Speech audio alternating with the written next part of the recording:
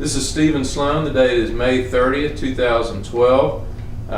We're with Mr. Birney Chick Havey at his residence, 2201 Nassau Drive, Seabrook, Texas.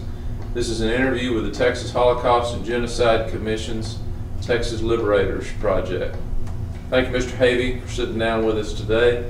I'd like to go back and get some of your family background. I know you were born in St. Louis, Missouri, but if you could tell me a little bit more about your family and growing up there in St. Louis.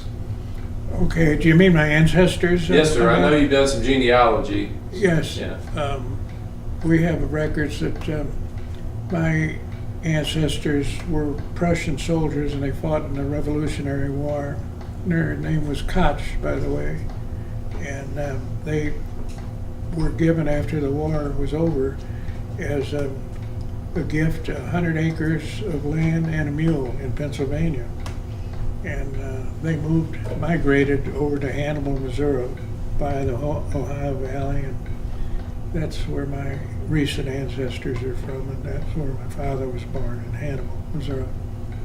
And he met my mother in St. Louis, and they were married, and I have three sisters, or had three sisters, and we lived in North St. Louis, kind of the German area of St. Louis. So what was your father's profession? My father was a salesman, and he sold ladies' ready-to-wear garments, and at the store, in-store level. And I got some merchandising value from that because I used to help him with his samples, markups and materials and things like that. So he wasn't on the road, he was there at a store in St. Louis? No, sir, he was a traveling salesman. Oh, he was? He traveled in Illinois and Missouri.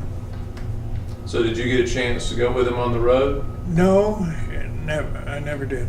He'd pack up his little Chevrolet with suitcases in the back and head out, not every week, but he'd make trips about once a month to different towns around in his route, around in Missouri and St. Louis. Well, I know you were young, but did he do all right? Did the family do all right during the Depression? We did okay, yes. I remember that bums would come to my mother's back door, not just for a sandwich, you know, and my mom always had a sandwich for them. And she used to laugh, and she said she thought they marked the sidewalk with an X or something because sometimes they were frequent. But everybody was poor. We thought we were poor, but we were not that poor. Well, did you have any work? Did you take any jobs on when you were younger? Oh yes, I always had a job cutting lawns, and I used to get 25 cents to cut a whole lawn. And that's trimmed too, with a hand trimmer and a hand push. So in the winter I shoveled snow and built fires for people. Instead of automatic things, I'd build a fire for them coming home. I had 4 or 5 people like that. And I saved my little dimes and quarters and a Calumet bakery can. And sometimes my mom would get a little short on Saturdays, and if I'd have somebody over, I'd have to go get a dime's worth of sausage and a loaf of bread for Saturday lunch until my dad got paid. Well, when you had a little money to keep for yourself, what'd you do with it? That brings me to banking. And we had a place in St. Louis called the Mound City Bank and Trust Company, and it was on Natural Bridge Road at Taylor. And they furnished me with a bank, a little fat barrel bank with a lock on the bottom of it. And I couldn't open it or shake out any money or anything like that.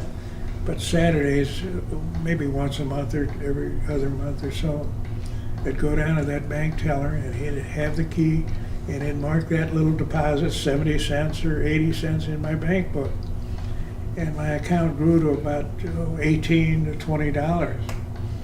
And don't you know that bank went busted and I lost my little money. That taught me something about banking. So the bank run, you didn't get in on the bank run to get your $17 or $18 out of there. They had a run, but not for, they just went closed. I don't remember that they did have a run, but it was at the time all the banks were closing. Yeah. That would have been, I guess, in 32 or so. Well, did you spend any of that on yourself for entertainment? No, not really. Yeah. Not ever. Yeah. Oh, yes, I went to a carnival once, yes. Yes, I do. Remember that. Well, what are some other memories there in St. Louis? Now, were you in the city? Yes. You were in the city growing in up? North St. Louis, uh-huh. What are some memories that stand out from you? Well, we lived in apartment flats across from the public school stadium, and we had the facility of a full baseball park and everything where they would let the kids play there at all times unless they had some activity going on. And we enjoyed the sports, and we had teams picked, and we hated the Catholic schools because they had two teams, and we were just, we would pick teams out from that play. But you liked baseball. Yes, we were only about, maybe 20 blocks from Sportsman's Park in St. Louis, and they had a knothole gang. And after school got off about 3 o'clock, and we'd hurry down to the ballpark, and then it'll let us in free, and we'd see the end of the game, the Cardinal games, Dizzy Dean and all those old ball players. Now, you got to explain. I know what you mean when you say knothole gang. What do you mean by that? Well, it was depicted from little boys peeking through the board fence of a ballpark and peeking through the knothole to see the game where they couldn't get in. That's why they call them the knothole gang. And they issued cards too. Well, I know you have talked about already your kind of the family tradition, military tradition in the family. Was your father in the military? No, my father was not in the military. My uncles and his father, and from the events that I understand, we had people die in the Civil War, the Second World War, or the First World War, and right along the line. My Uncle Frank, of course, my dad's brother, was a sailor. Yeah. But we weren't a military family by any stretch. Well, I know you decided to enlist in 1942. Can you talk a little bit about that decision? Yes, I wanted to be a pilot, and we enlisted on the Air Force Reserve, and they were taking a long time to go to pilot school. So every Saturday morning we'd go down to the recruiting office down at the Federal Building in downtown St. Louis and see in what position we were, if any. And finally one sergeant got a hold of me. He said, well, why don't you join the Army unassigned, and then you'll be assigned to the Air Force and you'll get to go to pilot's training school. So I took his advice and signed up, and the next thing my butt was on a train going to the mule packs in Colorado Springs, Colorado. And that recruiter was nowhere to be seen. Never. Well, now, what were you doing I know that was 42, so you were out of high school. What were you doing at that time? Well, I went to Washington University Okay. for a while, and I don't want to go back to the people I started with, but some of them never got out of college. But for about the year and a half prior to that, we enjoyed the college life. What were you studying there? Business administration. Okay. Yeah. Well, so the decision to now, one memory that you probably, can remember well is Pearl Harbor. That hearing the news of Pearl Harbor. Do you remember where you were and when you heard that news? Yes, I do. I had 3 jobs during that summer. And one, I sold suits for a tailor-made suits. And the other, I worked in a liquor wholesale house stacking cases. And at night I had a job at the Esquire Theater out in Clayton, Missouri. And on that Sunday evening, that's where I learned of Pearl Harbor. In that theater. I remember the janitor, he didn't even know where the Philippine Islands were. Mm-hmm. Do you remember what you thought or what you felt? Not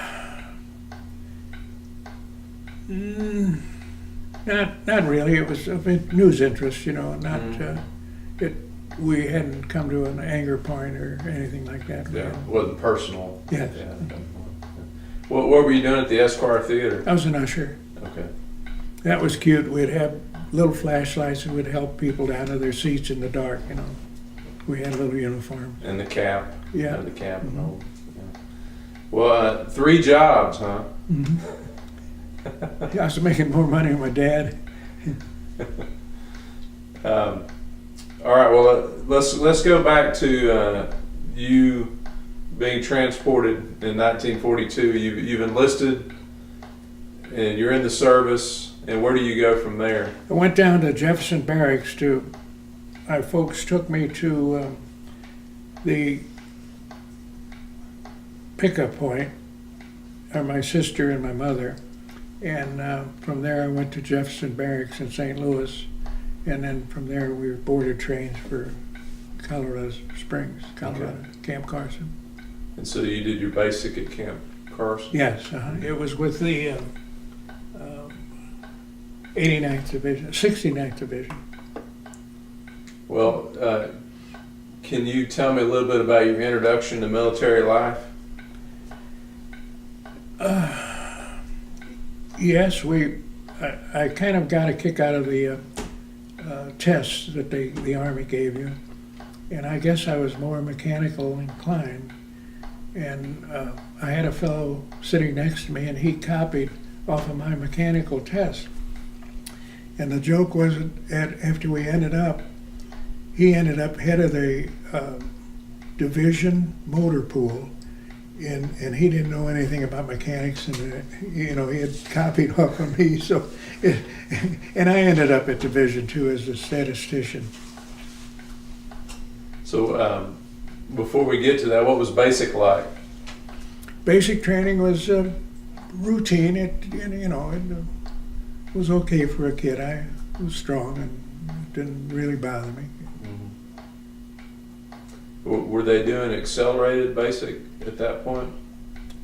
I hadn't heard of that. It was just standard basic. Standard basic, yeah. I know later they're doing briefer.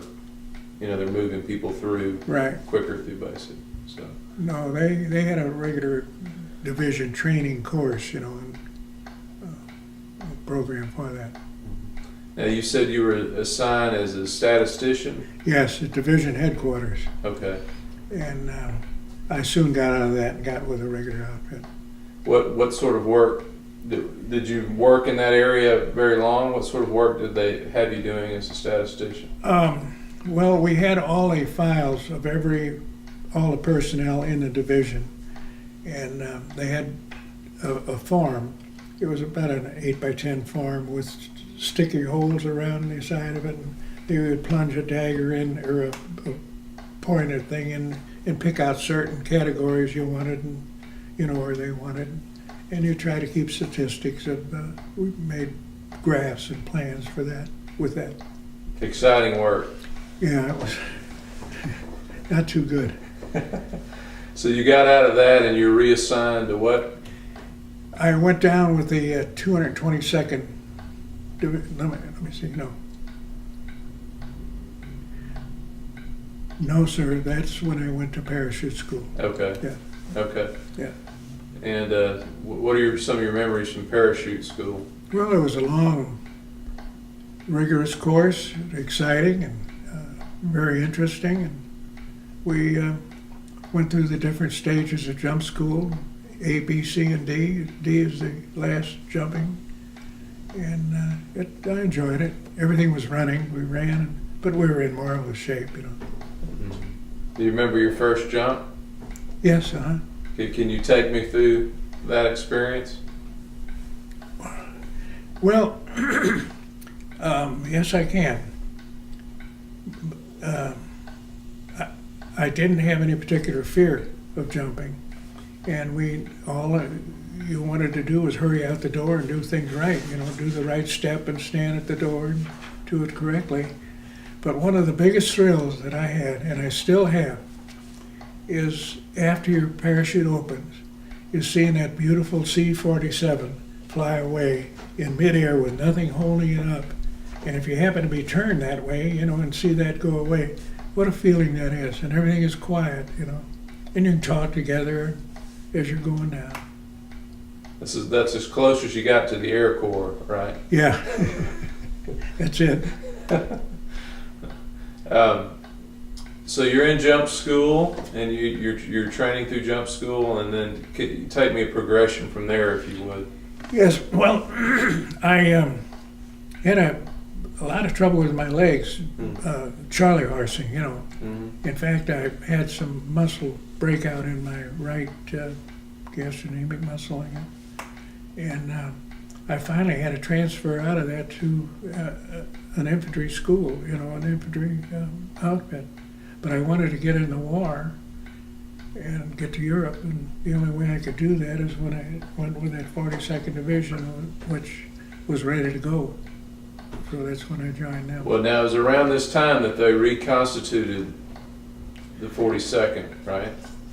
It was already a division when I went there, Okay. but they were still in basic training. I went through basic training again. Congratulations. Well, it was a piece of cake, you know. Yeah. Can you share a little bit of the, I know you know the history of the 42nd. Can you share a little bit of the history of the 42nd? Yes, it was a kind of a political division because General MacArthur had been Chief of Staff under General Pershing, and he was attached with the 42nd Division. And they kept more records, there were more eyes watching the division, I guess. They call it the Rainbow. And it was supposedly in the First War a conglomeration of all states, that type of division, an infantry division. And that's what it ended up being in the Second War. Yes. It wasn't from any particular location. It was, there were guys in the division from everywhere. From everywhere, yeah. Yeah.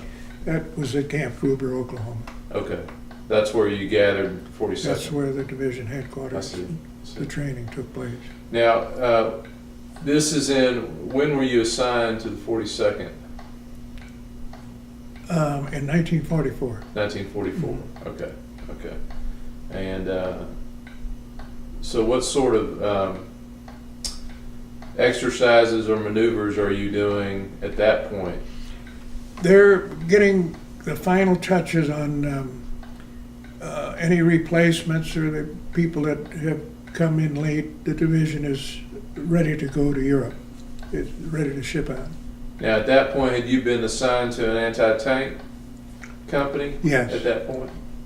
Yes, sir. Okay. And so with that, what sort of training or?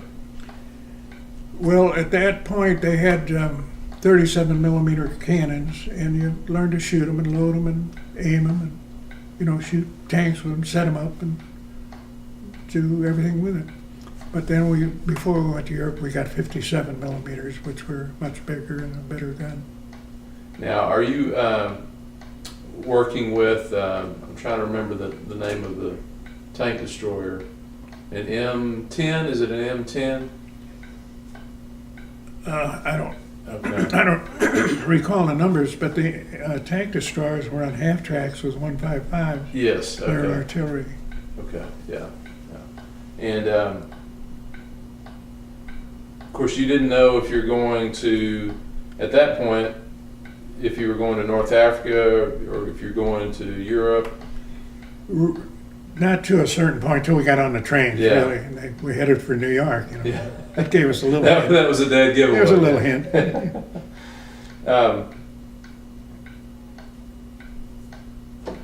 Take me through that transition to New York. We rode on Pullman trains, and we loaded at Muskogee, Oklahoma. And it was like a 2 or 3, 5 day trip. I don't recall, but it was, you know, longer than 3. And we were well fed and everything, and we couldn't get off the train. But when we got to Camp Gruber, I can't recall the camp in New York, but we were assigned to barracks, and And we got passes to New York City, and I got to go into New York City. Tell me about that. Yeah, that's a long way from St. Louis. Yeah, well, we just hopped on a train and went there, and I went down to Times Square and looked around and had a few drinks, and we just kind of enjoyed it, and finally went back home a little dizzy. I get a feeling there's some details in there you're leaving out a little bit. There are. We don't know who's going to watch this at some point. Well, I know you were finally, you shipped out in December of 44? I think November. November. I know you disembarked in December, but you shipped out for France in November of 1944? Yes. Okay. And how did, talk about the transport over to France? We went over in a rather large troop ship, and it was a captured German ship from the First World War. Oh, wow. And it was, I don't want to say comfortable, but we all had bunks, slung bunks down in the holds, and it was crowded, but we kind of enjoyed it, I didn't get too sick, and we just enjoyed the ocean. We went through close to South America because we went south in the Gulf Stream for quite a while, and the trip was pretty warm. And that late in the year, it should have been cold. I learned better coming back. And was it pretty peaceful passage over there? Yeah, we went and landed at Marseille, but we went through the Straits of Gibraltar, and we got to see North Africa and Casablanca and things like that. And we landed at Marseille. Well, tell me about your first impressions of Europe. Well, when we first got off the ship, we were carrying our baggage, a barracks bag, and our packs and our rifles, and we were drunk trying to keep our, on the dock because we had been walling around in the ocean so long. But then we marched up to a campsite, and camped out and dug our holes and got ready and kind of prepared, and they were bringing the rest of the equipment in to join us. But we came earlier than the division, our regiment, for some reason. I see. So you came in earlier and waited? Mm-hmm. No, we didn't wait. They shoved us right up to Belfort Gap. Okay. The first of many holes you would dig in Europe. Wow, yeah. Did you have any encounters with the French? Yes, I got to go to out of that camp, I went to a village saloon, and I remember I had not a bourbon and 7-Up, but I guess it was a brandy and 7-Up, and there was a Singhalese soldier that came in after me, and we're sitting at this little bar, and he had a beer with 7-Up in it. And I looked at him, and they looked at me, but that was it. Yeah. We bought some of their cheap wine and things like that. That area was fairly secure, though, when you came. Except for air raids, we're getting some air raids. You were still getting some air raids. Were those pretty regular? Yeah, all night. Yeah. As you got into Europe, did you realize some things that you hadn't been prepared for as well in your training? Well, we started up the Belfort Gap through the Rhone Valley, and that was right after the 8th Air Force had been strafing where the Germans were pulling out, and that was a sight to behold, because mile after mile after mile of their equipment, horse-drawn, and horses and oxen in the field, bloated up, and that's our first, but just for like 200 miles or 150 miles of it. Endless. Well, I know y'all are, at that point, you're moving fairly quickly to catch up. Yes, Yeah. they moved us in trucks, and then on December the 16th is when the Battle of the Bulge started, and that's when it started freezing and getting cold and snowing. Even we're up in northern France. What do I want to say? up by Reams. Mhm. Did you come up with any strategies to deal with the cold? No, we had our overcoats, and regular gloves, and our helmets and our little caps to pull down over our ears. One of the things when we were trucking up to the Third Army, we were assigned to Patton's Army to relieve the Bulge at that time, and we were all riding in trucks, and for some reason, we had number 10 cans, and I put dirt in and got some gasoline, and we had a little fire in the truck. Well, with it closed, it was pretty comfortable. But the next morning when we got out, we all were black, with soot. It was comical. It was probably worth it to stay warm. Oh, yeah. Well, take me through, if you would, kind of your experience in that December part of the Bulge. Okay. Well, we got up to a certain point, and we knew we were getting close to the fighting because you could hear the artillery rumbling, And they tossed us out, and we were advancing with tanks, and I guess would have been towards England. But anyhow, we got into some shooting and some ground scrapes there, but that was for about the 19th to the 20th. And after we relieved the Bulge, after we made contact with the division, I don't remember the division, it was an ad hoc division, but they put us in trucks and took us back to Strasbourg. And that was about a 2-day trip.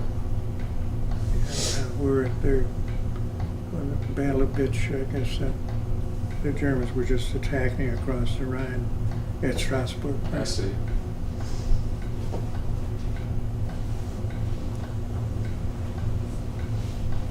And we got into some of the old French Maginot Line forts. It was amazing. Yeah, well, tell me about that, if you Well, would. Yeah.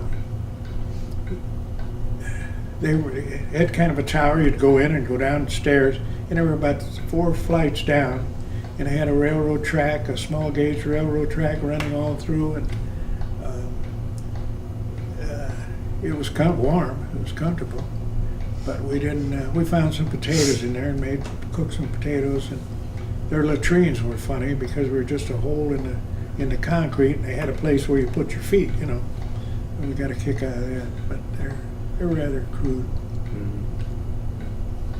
Well, so how long are you there in Strasbourg? Well, if I'm not mistaken, we were there either Christmas night or Christmas Eve. Okay. And as I remember, we were just doing patrol work. I see. And I remember we were getting mortar fire in, and I remember digging in the side I had to dig out cobblestones to dig by this curb. And the Olympics or some games were there, or a big meeting by here not too long ago. It was in Strasbourg.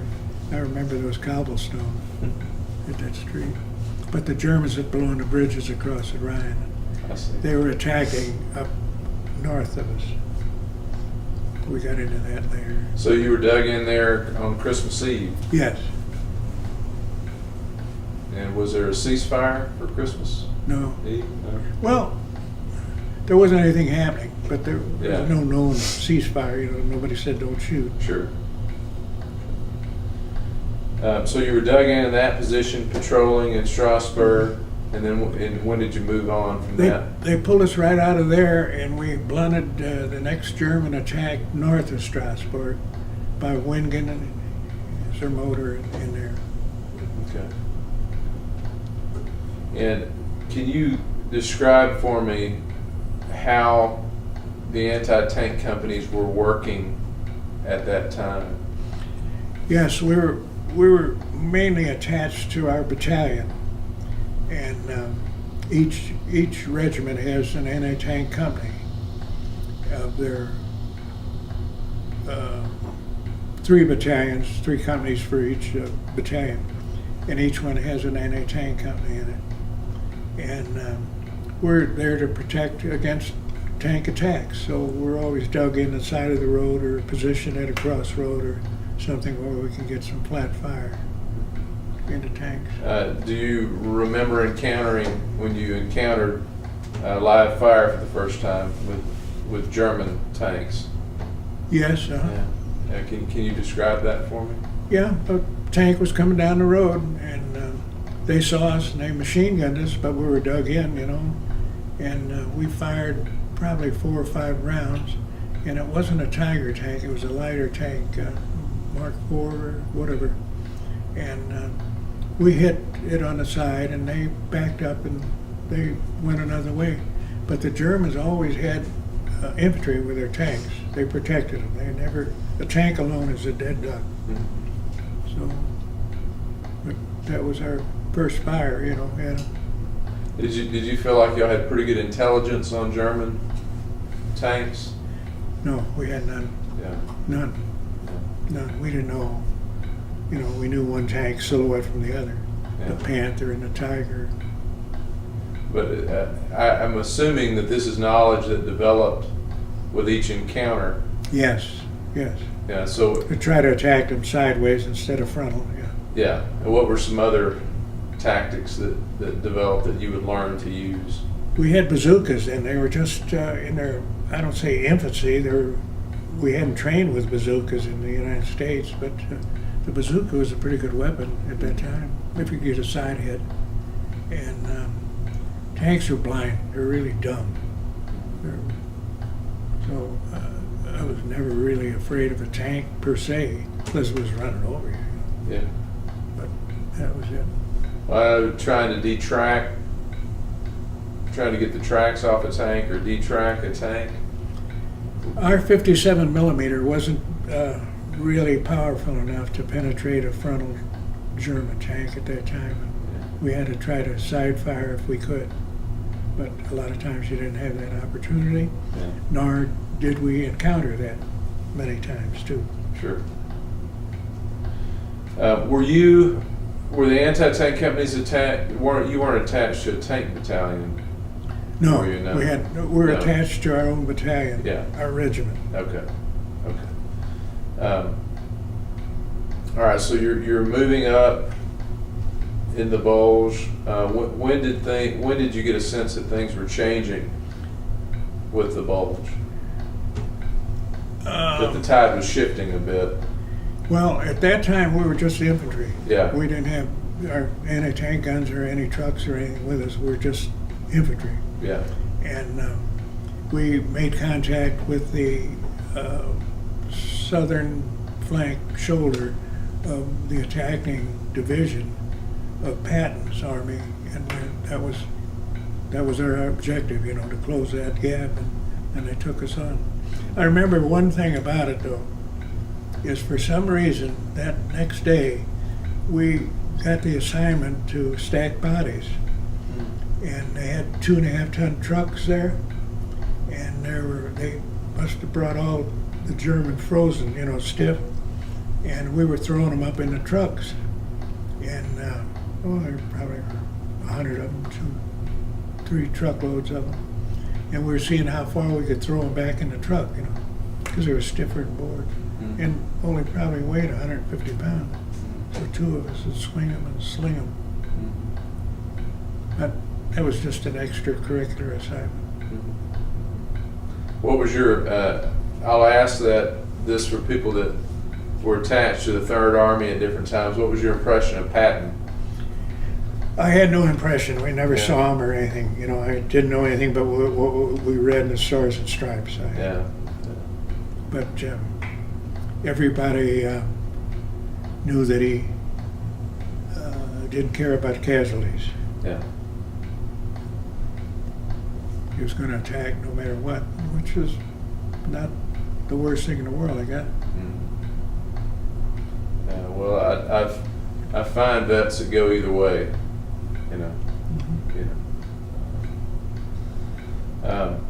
So once you're attached to the Third Army, at that point, you were getting your equipment, you're getting your supplies and your trucks and things that you needed for the, Yeah, they were being assembled south of Strasbourg, unbeknownst to me. I didn't know it till later on, you know.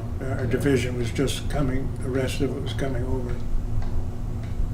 well, if you could take me forward from that point once you're attached to the 3rd Army. After the Bulge, we were relieved from the 3rd Army and went with the 7th Army, which was the army that was facing northward. That's from Strasbourg north. And that was General Patch. And that was a different army. There were other divisions with that army. But that's when we went into positions, mainly defensive positions along the shoulders of the Rhine River above Strasbourg. And so you were holding those positions, you were taking artillery fire from the other, Oh, it's constant. across the Rhine? Yeah, and, yeah. Because I know the Germans were dug in. Yeah, mortar fire was probably the most frequent.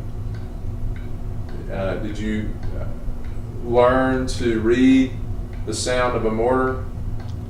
No, you really couldn't. A mortar would be in on you, Yeah, you could. but an artillery shell, and they had a device they called a screaming Mimi that they fired, and they called it a naval wafer or something like that, and you could hear that coming in, and you could hear artillery shells coming in. Generally. But you were dug in that position. Yeah, it didn't. We were under fire constantly, and you got used to it, I guess. Yeah. And some of them weren't all that, you know, maybe one block or 2 blocks away, or maybe 100 yards, or, you know, not every instant or anything like that, but frequently. At this point, were you? We had talked earlier about supply lines. Were you fairly well supplied at this point? We were, yeah, really. Yeah. We were above the Bulge, above Strasbourg. A lot of times we were in a German barn or an Alsatian barn or a house, and go out in 4 hours out, 4 hours in. You know, so it was. Well, talk to me about that routine of 4 hours out and 4 hours in. Well, a division is set up on the main line of resistance, where you have your line, and in front of that line are listening posts, you know, where you're dug in front of it, and you're supposed to hear for an attack and warn the people. And usually you have a phone, a sound colored phone. So it's just a static position, you know, and you go out when you can. If you're not observed, you're okay. And usually you have areas to go back to your hole where you won't be observed. And 4 hours on, 4 hours on. It was just bitterly cold, like 15, 17 below. Did your feet do all right? I had a little problem with them. Yeah. I've talked to veterans that say, if I could just have gotten my feet warm. Yeah, well, we were lucky because we had shoe packs. Prior to that, they had their regular boots, those strap type of boots with the galoshes. But the shoe pack was a rubberized modern version of a hunting shoe, and it had a felt liner. As long as you had a couple pair of socks on and you keep your toes moving, you're never comfortable, but at least you weren't freezing to death. Well, so you're involved in these four out, 4 back. You're doing that, holding this position, this defensive position on the other side of the Rhine. Can you take me through that crossing when things broke and you crossed? Probably the best thing I can tell you about is action. If you're patrol action, if you're picked for patrols, you know, out in front of the lines to locate the enemy, or if it was a prisoner attack or whatever. But that was constant going on. But other than that, we were in a pretty, you know, I call it a safe position, but it wasn't. You know, every once in a while there'd be machine gun fire and things like that. But it was kind of a static winter position until such time as the Germans started that attack. They called it Norwind, I think. And that was, they tried to break through between the French. The French were north of us, their divisions, whatever they were. I never saw them. But they tried to break through there, and they attacked through those areas. And we lost a lot of men in those attacks, like counterattacks. Now, were there any British in your attached to your group? No. No. I always like to ask opinions of the Brits. No, we never had. Yeah. Well, so that western side of the Rhine, that western bank of the Rhine during that period was fairly secure for this period. Generally inactive, Yeah. I would say. Yeah, okay. Well, take me through when you moved on from that position. I think probably that would get us into February, Okay. and we were ready for a general attack. And we were assigned to the point, and we attacked through the Harz Mountains. That wasn't in Bavaria, but it was in northern France. And we lost a lot of men there. I've had veterans talk about the defensive position the Germans had in the Harz Mountains and how dug in they were. Do you remember work that the anti-tank company did there? No, we were all on foot. You were all on foot at that point? In fact, they brought some mules up to take our wounded out. We had mule packs with us then. I remember we got a new replacement. One of our officers were killed. We got a new replacement officer, and he was kind of a heavy guy. I don't mean to say fat, but heavy.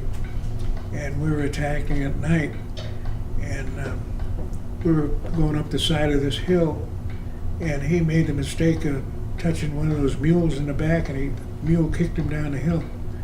He just went up and patted the mule, and he got kicked out, and we kind of got a kick out of that.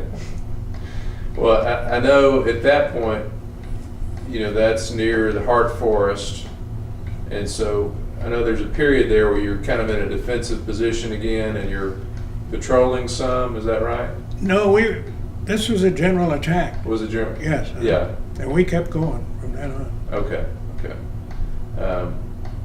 And I know in March you break the Siegfried line. Yes. Yeah. Can you take me through that motion from February into March?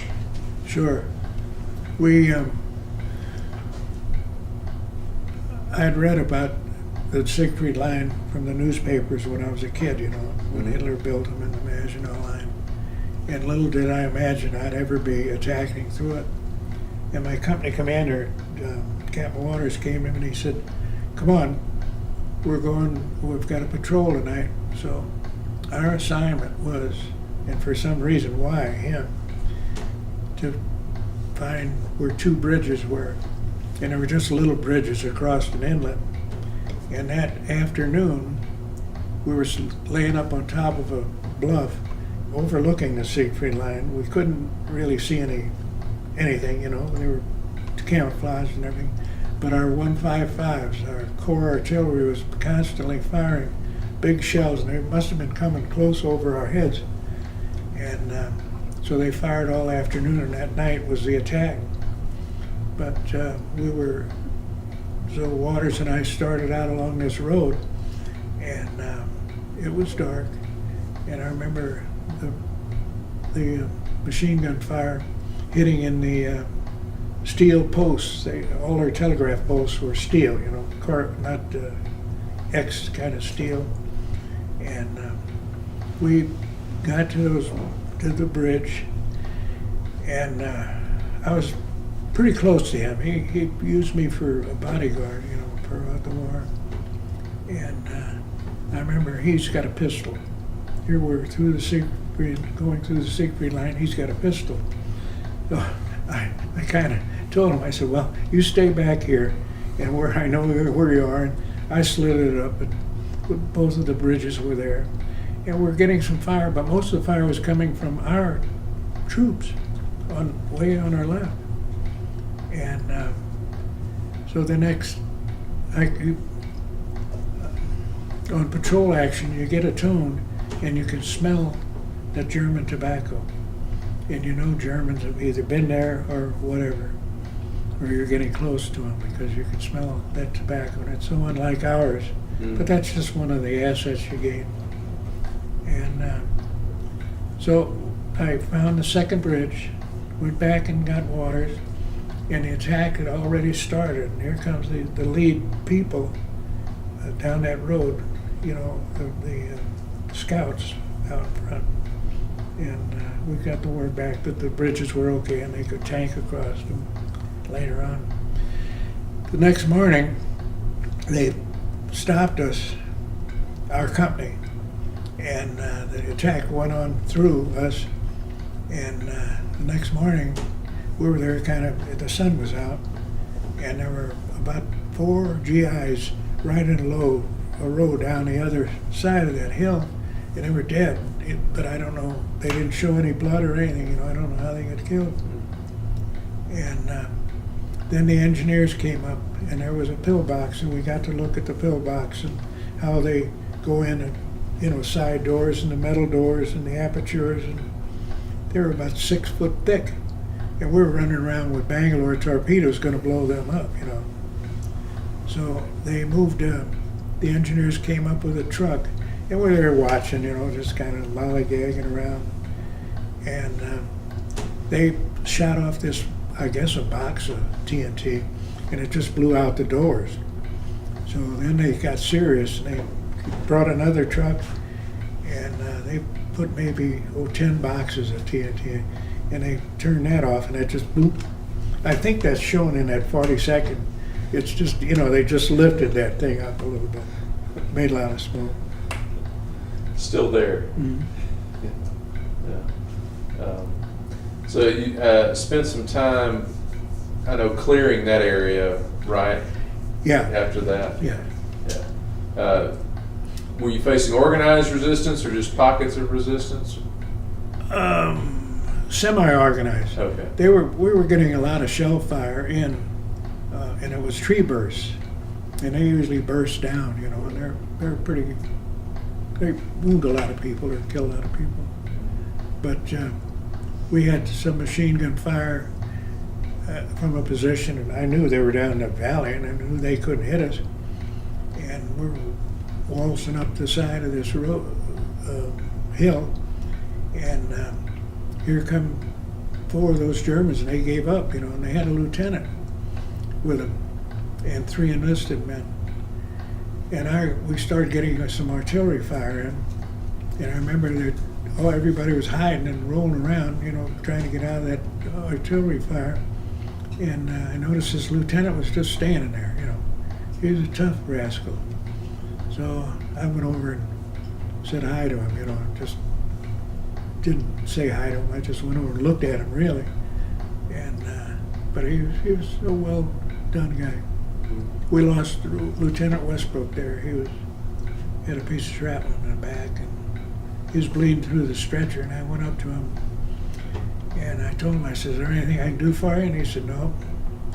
And I told him, I said, "Well, we'll see you later." And I didn't see him again until we met at St. Louis there.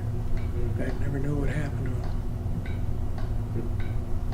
But we continued on, and we crossed that bitch Haguenau Highway. That Haguenau was our objective, and some tanks, German tanks, caught us coming down the hill, and were firing straight into us. You talk about dig a hole fast.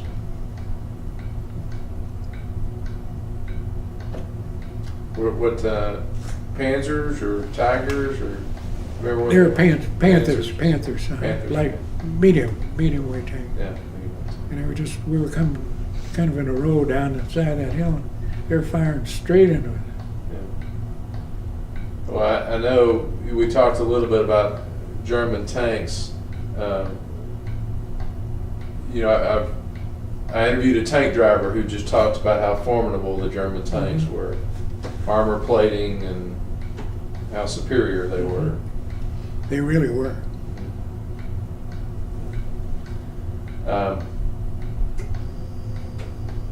So you moved back across the Rhine.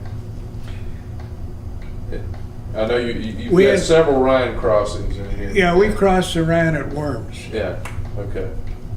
Okay. And that, and is that when you captured Wertheim, and that was at the end of March?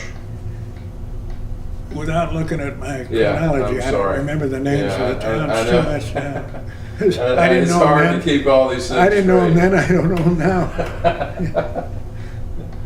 Well, in this case where you're under fire from a group of German tanks and you dig into a defensive position, That was only immediately. that was Yeah, immediately. they weren't there for 2 or 3 hours. We went on with the attack.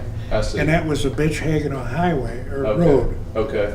They were firing. So a key, That was our highway. objective. yeah, to secure that highway. Yeah. Now, you mentioned taking on prisoners. Did you notice that was becoming more common? Taking on German prisoners? Not Were you yet. Were you receiving a lot of German prisoners? Not then. Yeah, Not then. Not that early, not in March. Yeah.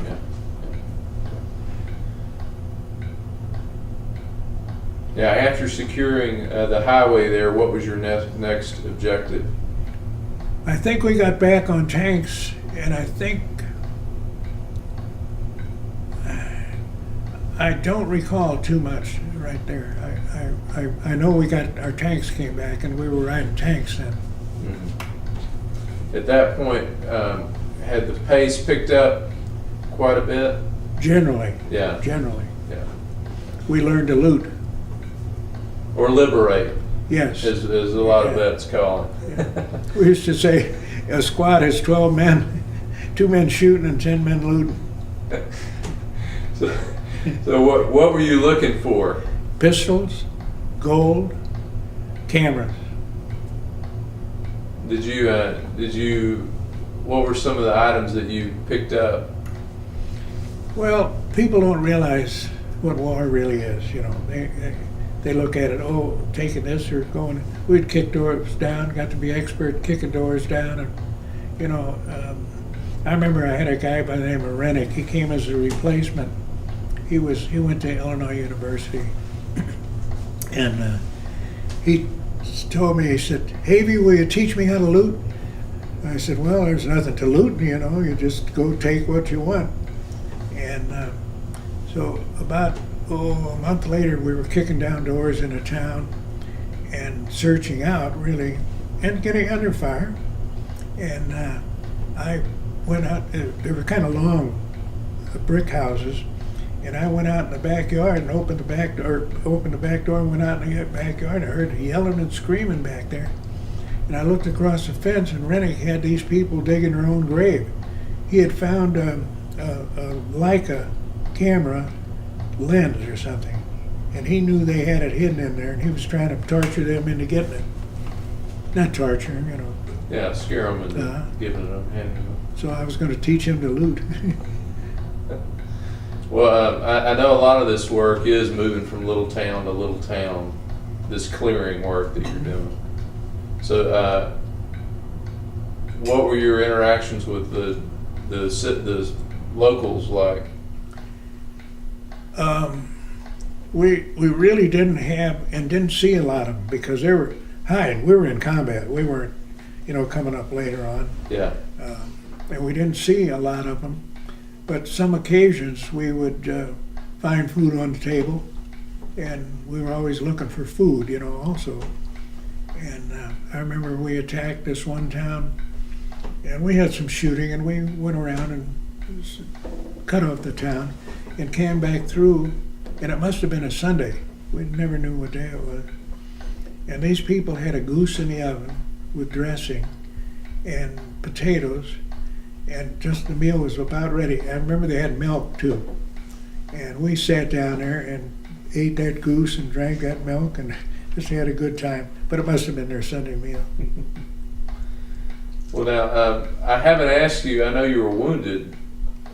Was that during this period? No, it was Okay. before I was already back. Okay, I was wounded March the 1st. okay, March the 1st.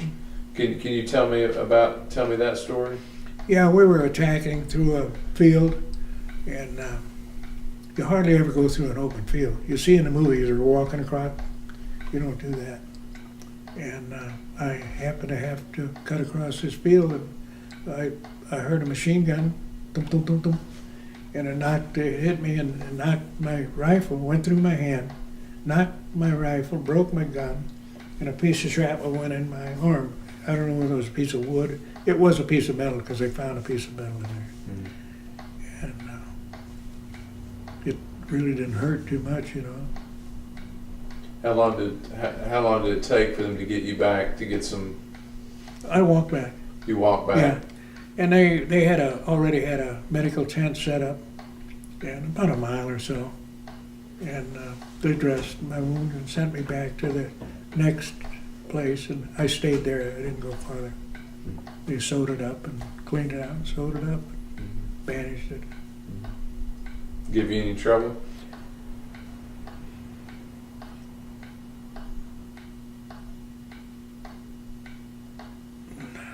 Not really. You're aware of it, but you don't, not really.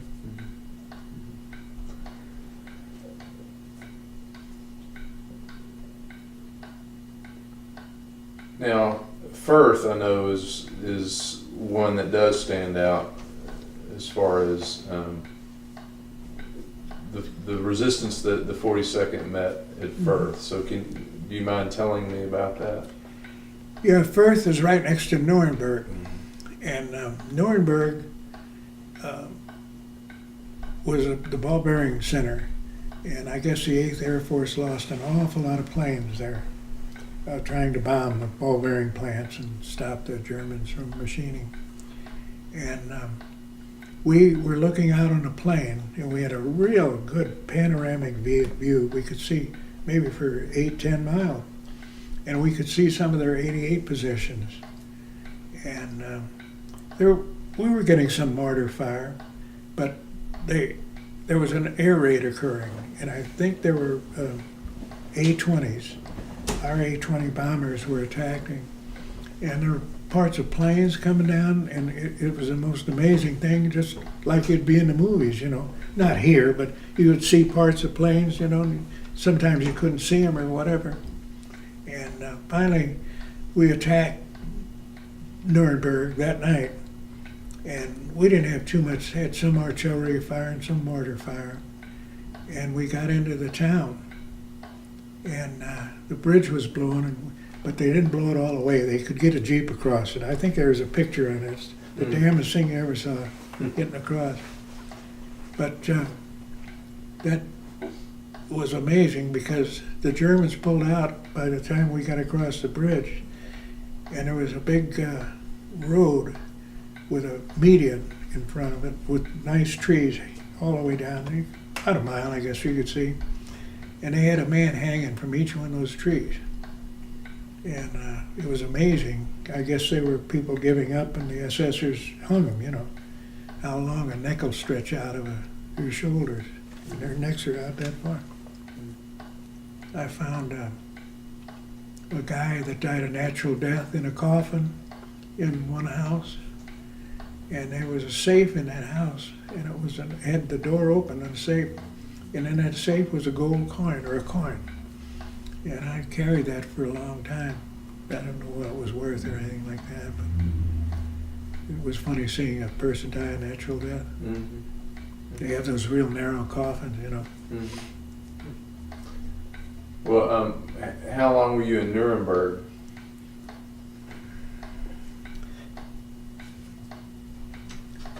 I don't know, we turned through Nuremberg. Firth was right next to Nuremberg, and we didn't really know it was two cities. They were almost together, as far as I was concerned. But we were riding tanks, and we were ordered, I think, to continue on there wasn't too much resistance at Nuremberg. So you weren't able to get tanks across the bridge there? They had already had them across. Oh, they had? They bypassed it. Yeah. Okay, okay. And so you move on into the battle at Firth, or taking Firth, yeah? Yes. Yeah. Can you take me through that? You mean Nuremberg? Yes. Well, there wasn't any particular battle. It was just mortar fire and sniper fire, you know, and things like that. Or we'd have a sniper, we'd get down behind the tanks and go and blow the building out, you know. But I'm trying to keep it clear, because at Firth there was more resistance. Yes. Yeah, there's pretty heavy resistance at Firth. Yeah. Can you tell me about that? Well, it seemed like they were more organized. I guess it was the same group that hung those people. You know, they were more Nazi-fied, and we just had more mortar fire and more flat trajectory fire. But Were you with the tanks then? Yeah, you riding tanks then? That was a little different day, wasn't it? Well, a lot of times, if their tank was fired on, we'd hop off of it and get behind it, you know, and be fairly well protected, or have to get in the ditches and protect the tank. Yeah. Because the Germans were real clever. At each road, they would have a tank trap, you know, where the tank couldn't get off this way, and there was a bluff that way, and they'd have a dug tank trap or posts in it, and they'd always be protected with a heavy artillery piece or a machine gun. And the minute it'd take turns. Tanks, we might have 15 or 20 of them, and you'd take turns being the lead tank, you know, to get your butt shot off. So the minute they'd start firing, we'd hop off the tanks and get in the ditches and attack them, you know. But it was like shooting quail then, because they always had some means to run. And you'd look, and if there would always be some place where the woods were close, and they'd make a break for it, or go down the road on a bicycle. And man, that was the end of that. Well, these Shermans? Yes. Yeah, yeah. What'd you think of the Sherman tanks? We thought they were swell. Yeah. But they built a lot of racks on them and put a lot of sandbags on the side, especially around the side turrets. Just beef them up, you know. Yeah, to give them a little more protection. We'd get, I guess, 12 men up on a tank. Almost a squad. We'd carry our pot for cooking off the tailgate. You get a little more heat. Could you get heat off the engine of the tanks? We weren't using that, no. We'd have Okay. a fire. We were so organized, we'd have one guy looting for eggs and chickens, you know, or two guys, and we'd have one guy getting the fire ready and, you know, getting the wood, and the minute we'd stop, you might be there 5 minutes, you might be there a day, but we'd be getting something ready to eat. Everybody had their job. Yes, yes. Well, take me through the Firth. You know, Firth, I know, is taken in the middle of April. I think that's what it is, and I think after that, you cross. Don't you cross the Danube after that? Not long after that. No, Okay. we crossed the Main River, Okay. the Main, M-A-I-N. Yeah. And we had our division, you're assigned a track, you know, on the map. And we had 4 assault crossings across that main river. Okay. And there was a lot of problems. Can you tell me some of the problems? Well, probably the worst one was at Würzburg. And that happens to be at that Würzburg castle. And the Germans caught us in, there was a railroad tunnel running parallel to the river and down to where we wanted to go. And they had the assault boats all ready. And we were going through the tunnel, and they caught us in there with 30 millimeter anti-aircraft gun, those 4 mounted guns, and they were bouncing them off the wall. We were really backing off there. But finally we got out, made the assault crossing, and I must tell you a story before that. Before, as we were assembling it for the assault, we were way up on top of the bluff at Würzburg Castle overlooking the city. And Würzburg was a church town, they said, but it wasn't. Because you could see the military forts, and we were getting plenty of fire from them, and they resisted. And orders came down that night before the attack, and they pulled us back about 18 miles. We marched back 18 miles, and the British stream bombed them. And I watched a TV program, and they said they firebombed them, but they didn't. They used those 2,000-pound blockbusters, and they bombed the living hell out of that town. And I saw that they, we were blamed for burning a church town, but we were getting fire and resistance from them. They wouldn't give up. We had that assault coming.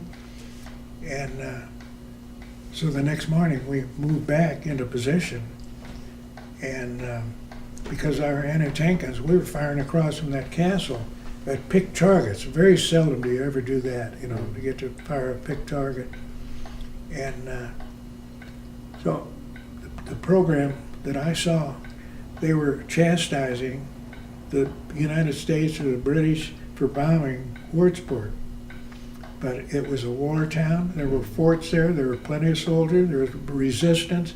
And there was no such thing as firebombing because the town didn't burn. So I don't know where they got that. Yeah. Did you go through the castle? Was your position there near the castle? Yeah, we were right up on the castle wall. Oh, were Yeah. you? Okay. Yeah. Okay. But we didn't get into the castle per se. They had a runway or a driveway all the way up. It was really strange. Huh. So the British bombers had done their job. Was resistance softened up quite a bit? Yeah, yes. In fact, one of the bombs hit on this side by the castle, up above the bluff, and there were officers' quarters there, nice houses. And those blockbusters would be, about 2 houses wide and a house deep, They were big holes. I mean, they were the biggest I'd ever seen. Wow. And they were those British blockbusters. Yeah. But then we made the assault crossing, and we got some pretty good mortar fire and machine gun fire. But after we got up the bank, I saw that gun that had caught us in there, and they had hit them with white phosphorus because their bodies were burned on the gun position. One guy's skeleton side, and we had some good looting in Würzburg there. What'd you get in Würzburg? One of the strangest things that ever happened in the war to me was Monahan and I were on a patrol, and we were going up this block, and there was a building like a driveway down, and like a parking garage, only not real big. And in there was a dead German soldier, and he was on his knee, and he had his hand like that, and he was dead, not bloody or wounded or blown or anything. And I couldn't figure it out, so I knocked him over, but he was just dead, stiff. And in his pack, he had a can of sardines. They were from Norway. And we got looking around, and there were pieces of meat around. Some guy had blown himself up, evidently. They said his backbone was laying on the ground, and it was smelling like crap and everything. And we sat and ate those sardines right there. The best treat we had. Well, I know I've talked to vets and say it was about trying to find out what the next meal was. Yeah, you're always eating. I know that was satisfying to be able to eat that. But I've always wondered what killed that guy. He didn't have a mark on him. Huh. And the other one, you could see he blew himself up, Mm-hmm. Well, so you spent some time clearing Wirtzburg? Not too much. We're on Okay. the road again because they kept pushing us. You know, they kept the Germans on the run. As long as we had those tanks to ride and they had gas, we're ready. Now, did you go from there to Munich? I'd have to look on my list, but Okay. it's It was getting around close. that period, yeah. Yeah, but we captured Dachau before we captured Munich. Okay. Yeah. I'm sure of that. Yes, that's right. Yeah. Well, if you could take me through your experience at Dachau, and if you'll begin with anything you may have heard or any knowledge you've had up to that point. The city of Dachau, the town of Dachau, was a small country town, and it was at a wedge in the road. And I remember we were riding the lead tank, and we got some fire from the right front on the side of a hill. And we didn't know it then, but there were some SSers dug in there. So we hopped off the tank, and there was a perfect ditch leading right up that road. We crossed at those trees. I have a picture of it. And we had flat shooting them right in their holes. We shot them up. There were 4 to 6 of them. And killed them all, and we went on about our business, you know. And we stopped. They said we're going to hold up for the night, dig in. But we went in this first house, and it was a real nice looking house. And I didn't know it at the time, but that was a doctor out at the camp at Dachau. And his family, they had a sitting room, a kitchen, a basement, upstairs, and 3 or 4 bedrooms downstairs. Real nice farmhouse. And the grandmother was there, the grandfather, the daughters, and the family. There must have been 6 or 7 of them. So we ran them out of there and let them stay in the basement, you know. And they had bacon and everything. They were cooking, frying bacon. And I never will forget the Germans counterattack, and they were firing artillery.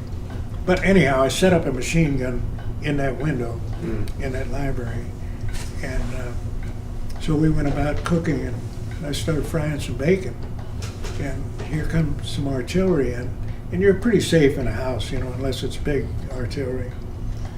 And one of those pieces of shrapnel went right through that frying pan, and the bacon grease caught fire on that stove and ruined our bacon grease, you know, for frying potatoes. And put the fire out. But later on, we found out that that was a doctor out at that camp. And God knows what he pulled. Yeah. Yeah. But the next morning, we were on the road again, and we came to the camp, and the railroad sidings and things like that. You have some of those pictures of that. So you came up to the camp along the railroad siding? Yes, Okay. yes. And to the right was the railroad, and there were marshalling yards. There must have been 7, 8 tracks across. And then the warehouses, a whole long stretch of warehouses, about 100 yards of warehouses. And that's where we first broke into the camp. And we were getting some mortar fire intermittently. And there was yelling and carrying on, and people were running, you know. And we had a guy that came up with us, and I think he was a Hungarian. He must have been a Jew, though. And he was with our company for about 2 days. I remember I got to talk to him a little bit. He was older than me. And he carried a machine gun, a Thompson. And it was kind of strange, you know. And so when we got in that camp, he ran in there and started shooting. You know, he went berserk. But he must have been a Jew assigned to that. We didn't know it, you know. But we shot anybody that was fat, or, you know, any guards or anything like that. And so we had 4 or 5 occasions. There was a moat there, and they were running, and they were killing different people, you know, the prisoners themselves, the ones that tortured them and fed them. And you could pick them out because they were usually not fat, but healthier looking. So so there was some scattered resistance there. Yes, they dropped some mortars in, just a token resistance. As you approached their camp, what are, I know you said you've noticed the rail cars, what are some other things that you noticed right away? Well, a stink, it's a stench. But it wasn't from the gas ovens, just human stench, death stench. And did you go and investigate the rail cars? Yeah, there were 300, I think on one of those photographs, or the amount, there were 300 rail cars full of dead. And they all looked the same. They had their striped suits on, and they died in there, starved to death. But they opened some of the doors, and our company lieutenant had a camera, and he took pictures of several of those. I have those original old little photographs of them, and they've been enlarged now. What was the reception like from the prisoners that were in the camp? Well, those that could walk, they're like walking skeletons, You can't believe that a person can walk that thin. It's just amazing. But the dead and things like that, and they weren't embracing us. They were just, yelling, and a lot of them were clustered up, and some of them brought some cans that they had gotten out of the German soldiers' canteen or barracks or whatever. And they were like our number 10 cans. And we spent a long time opening those cans. In fact, that bayonet, I wore my hands out cutting cans open. Or we didn't have can openers or anything. But it was for hours, we'd take turns. Trying to get them some sort of food. Mm-hmm. Before you got to Dachau, had you heard of these sorts of places? Not one word. Not one word. Not one word. It was funny how they barracks them, like mail slots, they're living lengthwise in a hole, 4 or 5 of them in a hole. They're all stunk and dying and dead, crapping on themselves. Just, I guess that one day I saw more dead than the whole town of Galveston. Yeah. Well, what are some of the other features of the camp that you remember? Oh, we were only there we stayed there that night. Yeah, we dug in that night. But we went around, and I went and looked at the ovens. The chimneys, big stacks were there. And I looked at the ovens, and they had dead stacked to go in the ovens, and they had kind of a roller system. They'd put them on a long kind of stretcher and roll them in. But I read that was coal fired, and they quit doing that. But I saw the gas jets. That was gas fired. I don't know who said it was coal fired. It might have been both, but I saw the gas jets. But there were 4 ovens that I recall, and I guess if you put 10 bodies on a roller, 4 ovens, that's 40, and if it took an hour to do it, to burn them, I try to think of how many, going 24 hours a day, how many people they could die burning there. But a lot. They had a lot stacked, ready to go. Yeah. You said there was a moat around the camp? It wasn't quite around it. It was a lake. I assumed it was around because it was a long ditch, and there were a lot of bodies in there. They were throwing them in there.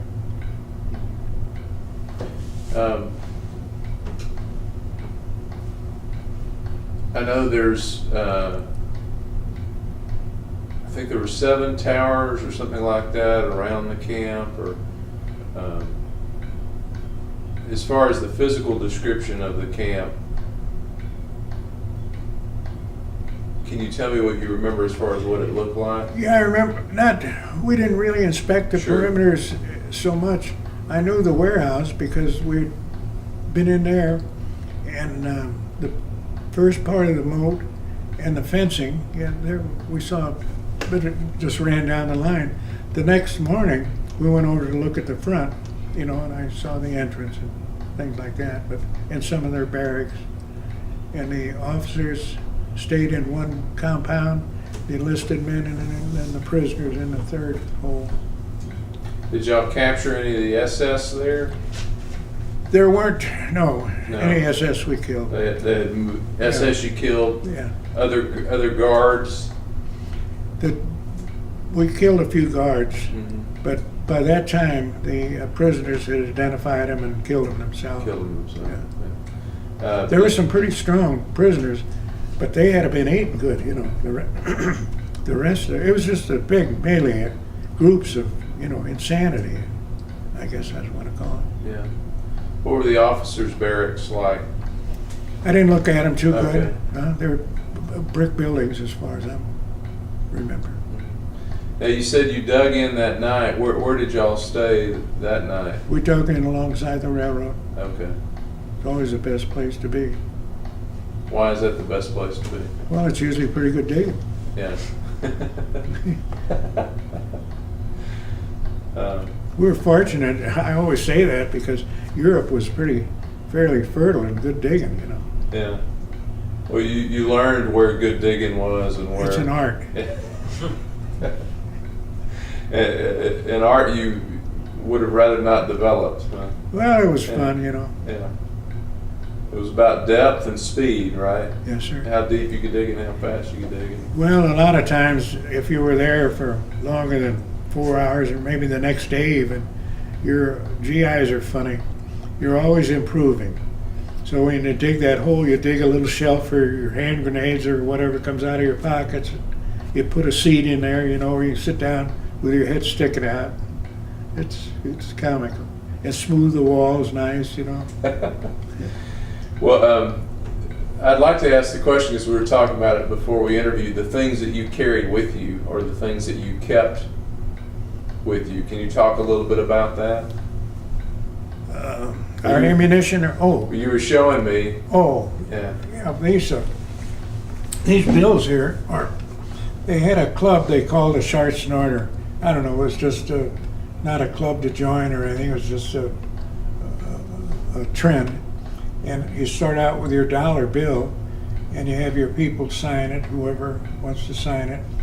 And then each country you come or in or trade for, you attach that and it becomes a long, this was a roll, I kept it rolled up. And I kept it in my pocket all the time. Mm-hmm. You kept adding to it. All through the war, yeah. Well, as you think about... One of these bills is a 500 million mark bill. And that was one of the famous bills during the inflation when they were carrying their money with wheelbarrows, Uh-huh. But some of them are I don't suppose any of them are worth any money.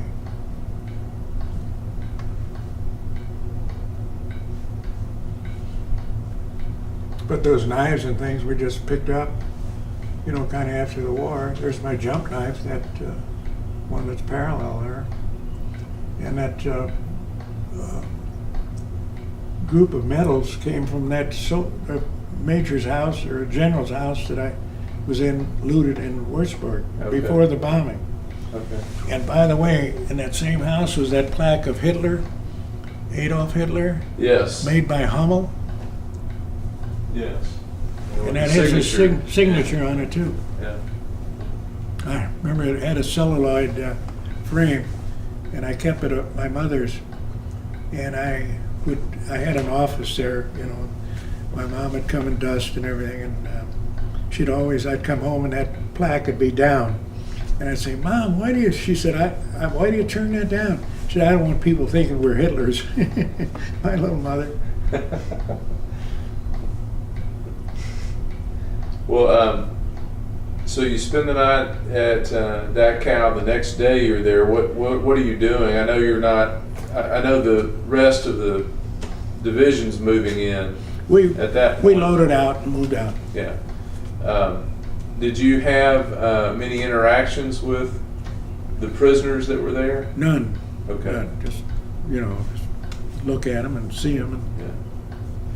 Yeah. Did They see? stunk and they were dirty. Like that. Yeah, I bet. Yeah. Did seeing that scene there change maybe how you thought about the war or what you were doing with the war, or how you thought about the enemy? Not noticeably. Yeah. Not noticeably, because we were trained to kill. You know, just that's all you wanted to do is kill them. You know, Yeah. that's all. Yeah. You know, shake hands or anything like that. But Yeah. that's why we were trained. The objective was the same. That didn't Right. change. Yeah. Yeah.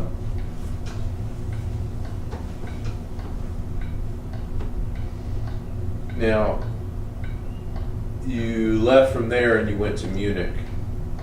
Yes. Moved on from there, which is not too far. Yes. Not too It far. seemed like 12, 15 miles. I don't Yeah. Yeah. Can you take me through the rest? I know we're getting towards the VE Day. Yeah. Well, Munich Yeah. was kind of funny. We were in the attack, and we hardly had any resistance.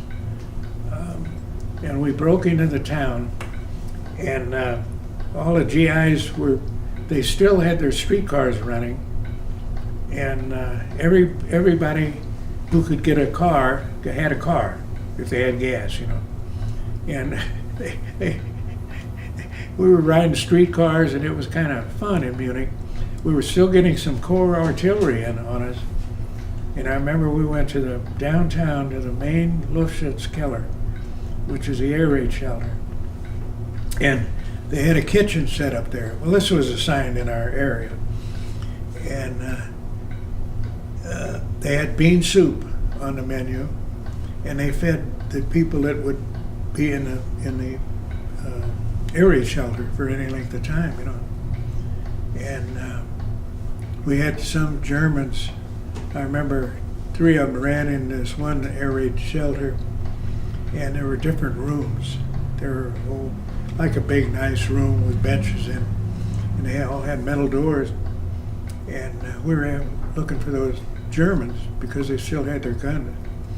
And I remember I had a hand grenade, and I pulled a pin out of it, and I thought they had ran in this one room. And I had Monahan open this door, and I'm ready to throw that grenade in there, and there was about 50 people in there standing with their hands up, you know. And I almost let that grenade go. And they'll never forget me. They were like that. But I didn't. I put the pin back, fortunately. But that night, we stayed in. We didn't dig in that night. And we formed a perimeter guard around the Luftschutzkeller and the kitchen. And our officer, he shot every pot, shot a hole in every pot. Couldn't cook anything. Davis, he got drunk, you know. Their Germans were looting, and they had a lot of cheese. They had a cheese warehouse right in our area, and we let them loot, and they're in there hollering, "Here comes some guy with a wheelbarrow full of cheese blocks," you know. And we let him get up to it. We kicked him out and took all his cheese. But we did things like that. Well, I know at that point it's only really scattered resistance that you're running into. Yes. Yeah. I mean, it was obvious at that point that it was a matter of time. Right. Yeah. Well, do you remember where you were and when you heard of the German surrender? You know, I really don't. But I remember we were right at Munich, the Autobahn ran through there. And I remember those, we were en route to Vienna. They sent us to Vienna. And I remember the Germans marching back, you know, and just steady, 4 or 10 abreast, you know, and their stomp, you know, you could hear them marching and everything. Marching back down the Autobahn? Yes, Oh, wow. I don't know where in the hell they were going, but they were going. Yeah. And there were just thousands and thousands of them. Well, I know the German surrender didn't mean as much to you because you didn't have enough points, right? Yeah, I did have enough. You did have enough by that point. Oh, yeah. Yeah. Okay. Okay. Because I had been in the United States, I had 85 or 87 Oh, that's points. true. Yeah. And I had been in longer than most of the That's guys. true. Since you were in 42. And I got the Purple Heart and the Bronze Star, which is 5 points each, so it Yeah. was pretty good. That's right. Yeah. So you knew you weren't We didn't know going it. to the Pacific. We didn't know anything about it at that time. Okay. Didn't know anything about points or anything at that time. Okay. Okay. Now, after the surrender, where were you assigned? Where did you go from there? Well, we were in the mountains in Bavaria, Uh-huh. and we were chasing SSers up in the mountains on through July. We had some pretty good shooting. And I remember my mother sent a letter, well, I'm glad you're safe and the war's over. Poor Mom. But they had a lot of people that hit up, way up in the Alps, and we had to climb to get them. And we were assigned certain areas to. When we got up there, we shot them. Most of them were SSers.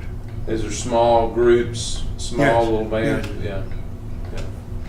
I remember we climbed for about 2 days, and it was work, but going down is where it nearly killed us. Man, the top of our feet wore off, going down. Mm-hmm.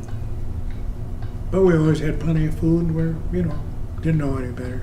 Yeah. At that point, you were Yeah, well supplied. Yeah. We relaxed. Well, did you? I didn't ask you this question as far as. Did you consider staying in the military? No, No. didn't even think about it. Could I stop to? Oh, sure. Yeah, sure. Break them? Well, I want to go back to what we were talking about in just a minute, but I'd ask you off the recording if there was any conflict among the troops.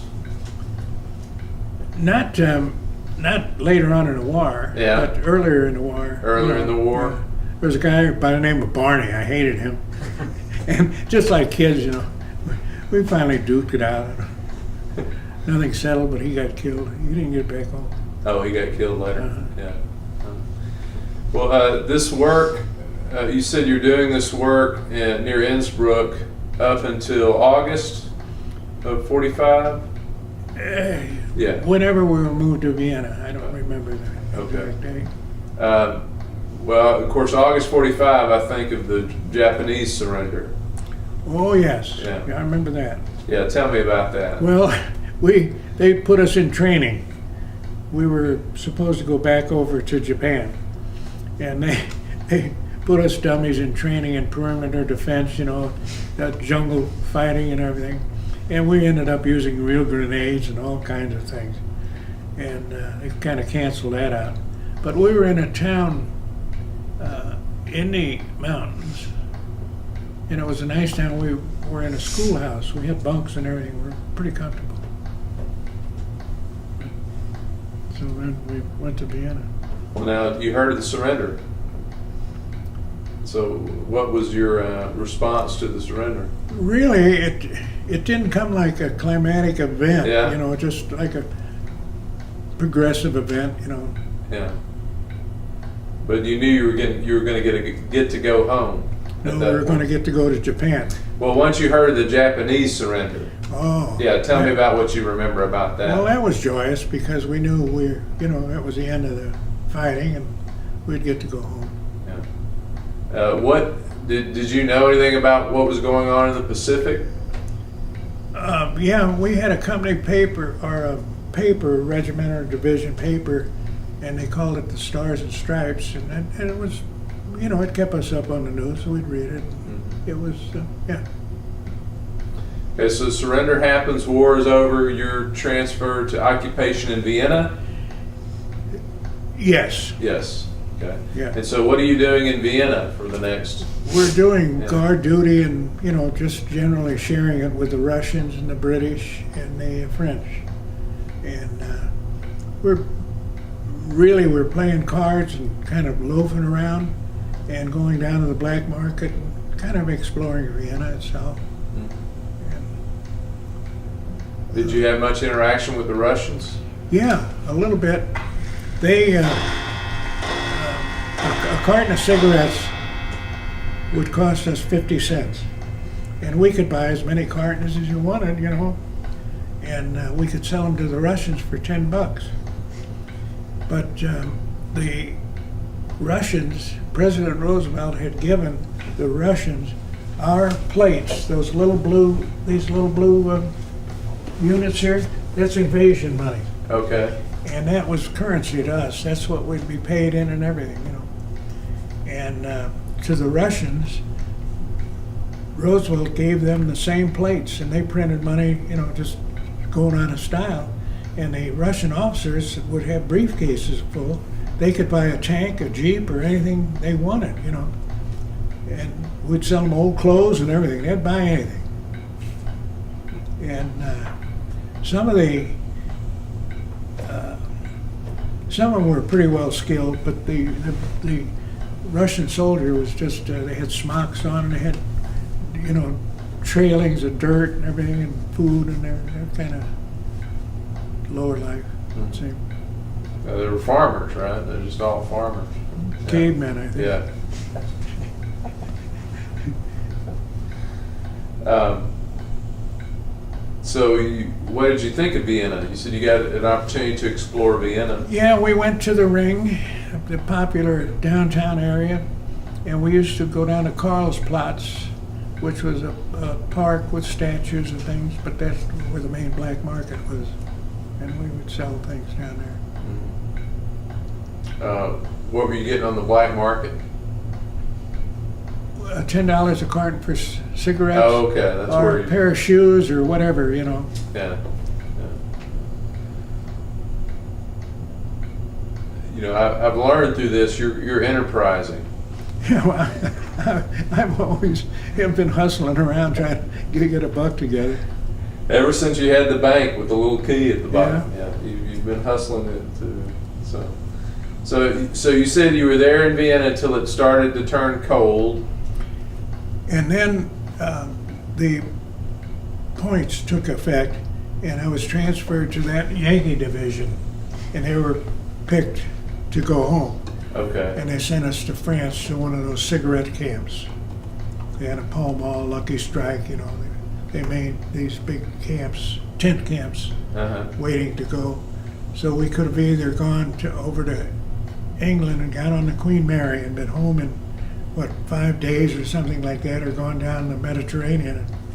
So we ended up down in the Mediterranean at sea in the North Atlantic in November, you know, in December. It was pretty rough. Yeah, you said it was a tougher passage back. I know it. Yeah. I know it. Yeah. Just the cold. Well, it was they cut across the North Atlantic, you know, and it was rougher, much rougher. They couldn't even have movies on, you know. It was storming. And we were in a troop, a victory ship then, I think, coming back.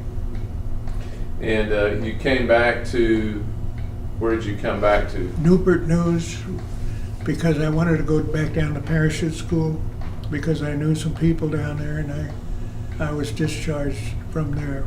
Okay. And I spent a couple weeks, you know, fooling around down there. My mother said, "Bud, when are you coming home?" I said, "I'll be home tomorrow," or something like that. And tell me about the reception back in St. Louis. Well, our front door is always open. We had a nice residence, you know, on a corner. And I opened the door and I saw my sister, and I had on civilian clothes. And she said, my sister called and my mother and said, "Mom, Bud doesn't have on his soldier suit." That was my reception. So you said you had 3 sisters? Yes. 3 sisters at the time. And so did you take up a job there in St. Louis? Yes, my one sister, Jane, she was in the real estate business and bought her own office, had her own real estate and insurance office, and she was doing quite well. And so I was an insurance or a real estate salesman for her. Oh, okay. And I didn't like that very well. we were fooling around then, you know. Did you go back to Washington University? Yes, Yeah. later on. Later on you did. On the GI Bill? Yeah, I fooled around,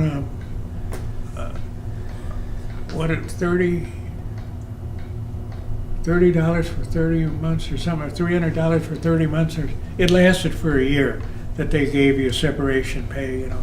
Uh-huh. We kind of fooled around, becoming reacclimated. Well, now, what did you end up making your career as? My expertise is in design and layout of restaurants, and I've sold restaurant equipment for 60 some years, I guess. So how'd you come to that? That's an interesting question. One of my girlfriend's father owned a company in St. Louis. It's called Durochrome, and they manufactured furniture, bar furniture and tables and chairs. And I got interested in that, went from there. I see. Because you were interested in her? Yes. Yeah.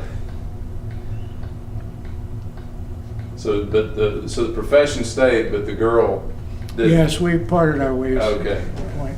I went to work for the May Company, and it was part of our retailing curriculum, and as sales personnel and buying personnel for Famous and Bar in St. Louis. But your real love in that was design. You Yeah. like design more Yeah. than anything. What is it that you liked about doing design work? Or you're continuing to do design work? Well, I don't know, you attain a certain knowledge, you know, I don't have to refer to books, and I remember dimensions, and I do all the engineering for electric outlets and the piping and things like that. It's simple for me because I don't have to refer to books. Yeah. And usually engineering companies will hire me for that, doing that restaurant layout. I did the Astro Hall, by the way, for Burns and Delat. Mm-hmm. Well, and now, how'd you end up in Texas? I had a company in St. Louis with a partner, and it was called Mark Emmett Sales. We sold restaurant equipment throughout the Midwest. And then I opened an office in Topeka, Kansas. And my partner, we sold out. And I had my own company in Topeka, and I did a business throughout the Midwest there, Nebraska and Missouri and Oklahoma and Kansas. And I decided at some point that one of the executives for the Fleming Company that were customers had a place down in Galveston here. And we came down to visit it and became enthralled with the area and decided to sell my business. And so I reopened a business here. Now, was that in '86? Yes, exactly. Yeah, '86, and that's when you came down to October '86. Yeah, yeah. And it was a good move for you. Yeah, we did good business, and I became a millionaire. I remember my banker said, well, how does it feel to be a millionaire? Well, my mother-in-law soon took care of that because we got a divorce. And I can't say anything bad about my wife, but it just cost a lot of money. I had to split everything. I had to sell a business, my building, things like that, my home. My one daughter came to live with me, Jamie. We had a good life. Now, when did you get up to Seabrook? I moved here after we sold a house in Galveston. I see. Okay. But I rented a couple places, you know, and finally this went on the market, and it was a good bargain. So Jamie lived with me then. It's a lot bigger than I need, you know. I hardly go in some of the rooms sometimes. Yeah. Well, a couple of questions I'd like to go back and ask you, and since this project in particular is interested in your liberation experience, what has it been like? I know at the time you didn't really know what was going on. You were just doing your job and trying to survive and get through the war. But as you thought back over the years, what has it meant for you to know that you were involved in liberating a camp like Dachau? Well, I think, going back fundamentally, I think I was given I don't have much fear. And it's a strange thing. My mother always said that, and I didn't realize it. But even in combat, I was never afraid. You duck, for it's under shell fire. And I kind of enjoyed it. But I kind of saw it as outside myself. A strange phenomenon. And I don't think that really combat affected me. I guess it did because, the post-traumatic stress now and everything. But it just it was a kind of a phenomenon, I think. Well, I know for some liberators, the things that they saw, particularly in the camps, they talk about how it was different than the field of battle. Well, certainly. Yeah. But some of the things that you don't realize, that it always makes you wonder, how could human beings do that to human beings? But worse than killing, is the deprivation that he inflicted upon those people by starving to death, the misery over years and years and years. And that I haven't ever come to grips with. The other thing is that each one of those prisoners had a bucket or a can, and that was their ditty bag. That's what they carried. They ate out of it, they shit in it, they peed in it, and they didn't have any place to wash it, And the privation that he inflicted, or they inflicted, not he, they, because there were plenty of people to blame, because you could, a blind man would see what was going on. Well, I know I've heard many vets say that too, because the citizens that they ran into said they didn't know. That's, that denial is not appropriate all the time. And speaking of denial, there are others that would say, and I know you've spoken of this before, those that would deny that whole experience. Yeah, like Democide. It's they do that for a reason. Yeah. It's impossible to deny. Yeah. Well, Mr. Havey, is there some things I should have asked you about that I didn't ask you about? What did we miss?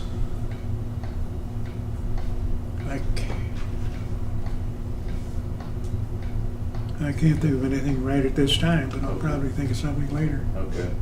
Well, if you think of it, you want to get it in, we'll get it in. Okay. Robert, do you have any questions you wanted to ask? Did you cover the city? He didn't. Oh. Yeah. Then I'm good. Okay. Well, Mr. Havey, I want to thank you for sitting down with me today, and I want to thank you for your service to our country.